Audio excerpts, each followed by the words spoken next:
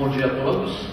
Queria começar agradecendo o convite do vereador Alberto Kopitsch para participar desse diálogo fundamental, né, do ponto de vista dos temas que nós temos debatido em torno da segurança pública e da violência no Brasil, e saudar o representante aqui do Uruguai, o Júlio Calçada, pela sua brilhante exposição de uma política que é muito inovadora e que tem servido como uma orientação para que nós possamos pensar em alguma inovação na área das políticas de drogas em toda a América Latina.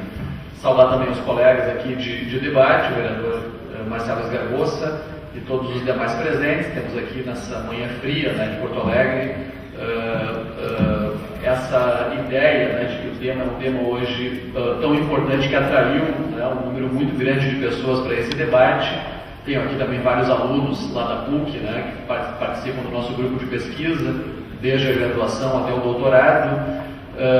E o tema é um tema, de fato, urgente, né? Eu acho que essa exposição do Júlio, ela nos traz, né, justamente essa ideia de que alguma coisa pode ser feita em relação à política de drogas para que nós possamos alterar a situação que nós temos hoje.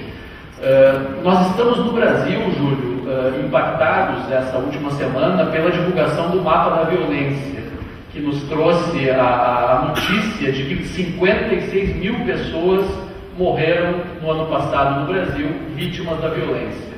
Ou seja, vivemos em um dos países mais violentos do mundo, talvez o mais violento em termos absolutos, né? Não se mata tanto em nenhum outro lugar do planeta. Temos também hoje no Brasil uma taxa de encarceramento que chega a quase 600 mil presos, além dos quase 600 mil indivíduos que cumprem também algum outro tipo de pena. Então é uma alta taxa de encarceramento e punição. Nosso problema no Brasil hoje não é a impunidade, há muita gente sendo punida e em condições absolutamente degradantes, absolutamente incapazes de terem qualquer tipo de papel do ponto de vista da prevenção à violência, né? E, portanto, o tema é urgente. E a pergunta que eu me coloco em relação a esse tema e a urgência que tem essa questão é: por que nós estamos tão atrasados? Por que nós estamos tão imobilizados no debate a respeito desses temas no Brasil, que diante de um quadro como esse, de muitos presos, muitos homicídios, nós não fazemos nada? Essa é a pergunta que nós precisamos fazer, né? E por isso a importância de eventos como esse, a coragem, né, de tomar iniciativas como essa, porque é justamente disso que se trata, né? Enfrentar essa dificuldade de um bloqueio para o debate de certas questões que não podem mais ser adiadas, né? Nós estamos no Brasil já há mais de 25 anos da Constituição de 88, já avançamos em várias áreas do ponto de vista democrático, da consolidação das instituições, da participação social, e ainda temos problemas que precisam ser enfrentados e talvez agora o momento seja esse, né? E a resposta a essa pergunta de por que as coisas não caminham, na minha opinião, ela passa em grande medida, sim, pelo nosso sistema político. Nós temos no Brasil uma direita que é extremamente conservadora do ponto de vista moral, porque a defesa da liberalização das drogas não é um tema de esquerda. Não é preciso ser de esquerda para defender que o Estado não deve se intrometer, especialmente a partir do braço punitivo das polícias e do sistema penal, sobre o que as pessoas fazem consigo próprias, com o consumo de certas substâncias entorpecentes, né? A revista The Economist britânica, uma revista de orientação liberal, é uma das mais importantes vozes mundiais na defesa da liberalização das drogas, e não apenas da maconha, mas de todas as substâncias para as quais o Estado exerce esse papel repressivo. Eu estou chamando aqui, portanto, de direita, do ponto de vista político, aqueles que defendem uma política liberal em relação às drogas, que defendem a não intervenção do Estado sobre essa esfera da autonomia individual. No Brasil, será que existem liberais? Alguém já ouviu falar deles no nosso sistema político? A direita brasileira tem algum defensor dessas ideias? Eu conheço muito poucos, né? Eu acho que isso falta, né? Falta no Brasil uma defesa mais assumida de um programa liberal. e levando às últimas consequências a sua defesa. Por outro lado, pela esquerda, nós temos, né, tradicionalmente aliados, tradicionalmente pela esquerda que nós temos a defesa dessa política de liberalização das drogas no Brasil, no entanto, de uma forma muito tímida, de uma forma, eu diria, até covarde em relação ao debate que se estabelece hoje no Brasil em relação a esses temas. Talvez por uma tradição ainda vinculada à herança do stalinismo, que ainda defendia, de uma certa forma, a tutela do Estado sobre a sociedade. Me parece que há na esquerda brasileira ainda a presença importante de grupos que têm essa perspectiva da tutela, do paternalismo, da intervenção do Estado em certos setores sociais. Me parece que isso é um entrave para esse debate. Mas, por outro lado, precisamos levar em conta também que no Brasil, desde o início dos anos 2000, a esquerda, a partir do Partido dos Trabalhadores e dos seus aliados, chega ao governo federal, debate alguns temas, começa a colocar em prática algumas reformas, mas em um determinado momento isso acaba se interrompendo. Especialmente em relação à política de drogas, me parece que esse é um tema importante. Por quê? Porque nós tivemos no Brasil uma grande reforma da política de drogas, que foi a Lei de 2006. A Lei de 2006 foi fruto de um debate que, de alguma forma, colocou em pauta o tema da descriminalização do usuário. O usuário foi despenalizado no Brasil a partir de 2006. Não há mais a possibilidade da prisão pelo porte para consumo pessoal da droga, e essa parecia uma grande novidade. O Brasil está avançando, o Brasil despenaliza, o Brasil tira do usuário a perspectiva da prisão, a perspectiva do controle punitivo de uma forma mais severa, e isso vai nos encaminhar para um futuro promissor nessa área. Essa era a ideia lá em 2006.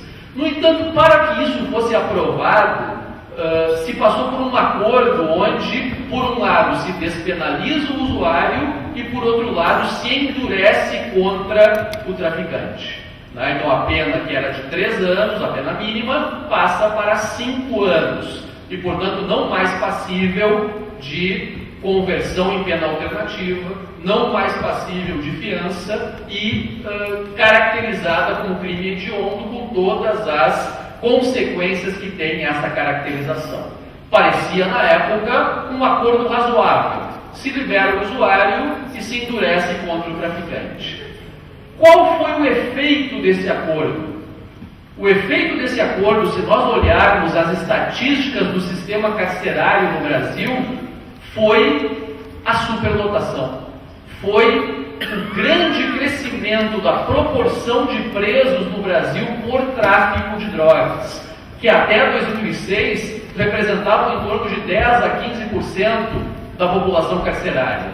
Eu tenho uma aluna que está aqui presente, a Sasha, acabou de fazer um trabalho sobre isso e mostra os dados de encarceramento por tráfico de drogas. E lá em 2006 era isso, 10 a 15% do sistema. Hoje, 8 anos depois, são 30%.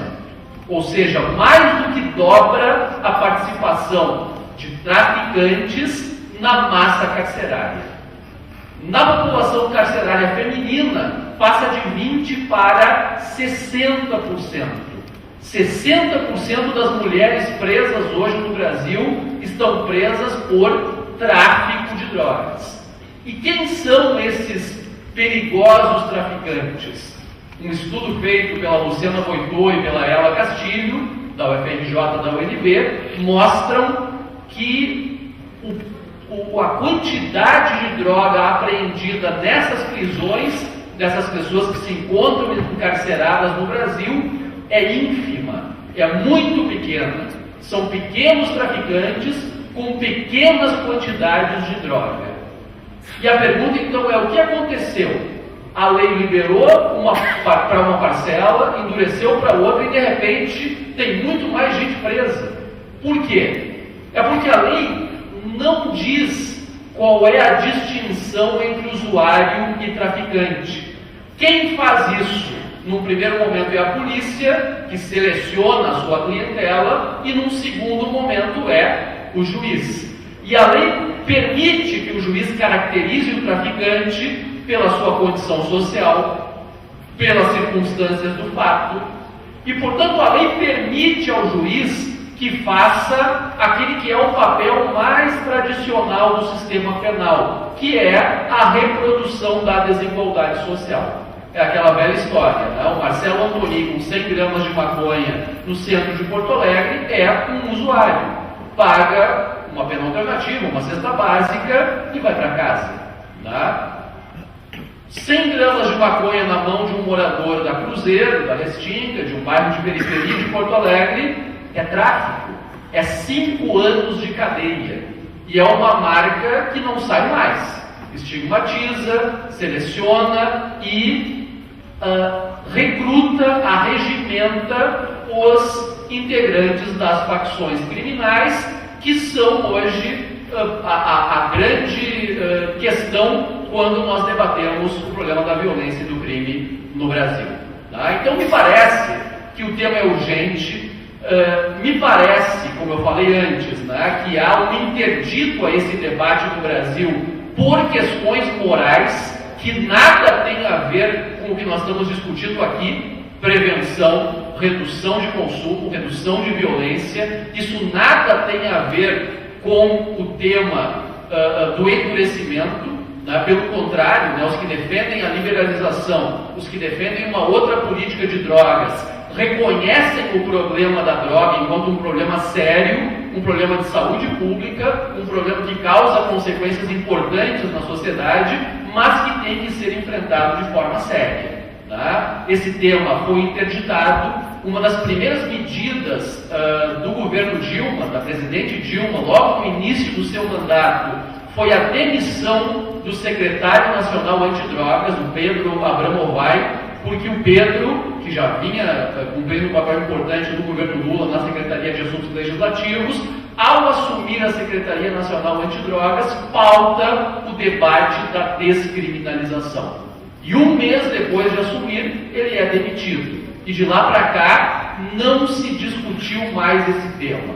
Né? Me parece que boa parte dessas questões envolvendo segurança pública, drogas, reforma das polícias, que são temas urgentes, temas que o vereador Alberto, né, tem se notabilizado, inclusive, por colocar no debate, até mesmo como gestor, quando assumiu a função de secretário de Segurança Urbana em Canoas. Me parece que esses temas, nesses últimos anos, ficaram adormecidos. E a consequência é essa: 56 mil mortes num ano na sociedade brasileira. Me parece que é importante, né, a partir do momento que esses temas voltam, a partir das manifestações do ano passado, a partir da mobilização da sociedade civil, que não vê mais nos seus representantes no parlamento ou no governo a representação das suas demandas e das questões que efetivamente afetam a vida das pessoas, me parece que agora as coisas começam a se movimentar, e eu acredito que um debate como esse, assim como o que aconteceu ontem no Senado e o que vem acontecendo nas universidades, eu participei na semana passada também de um workshop do Sou da Paz, que é uma ONG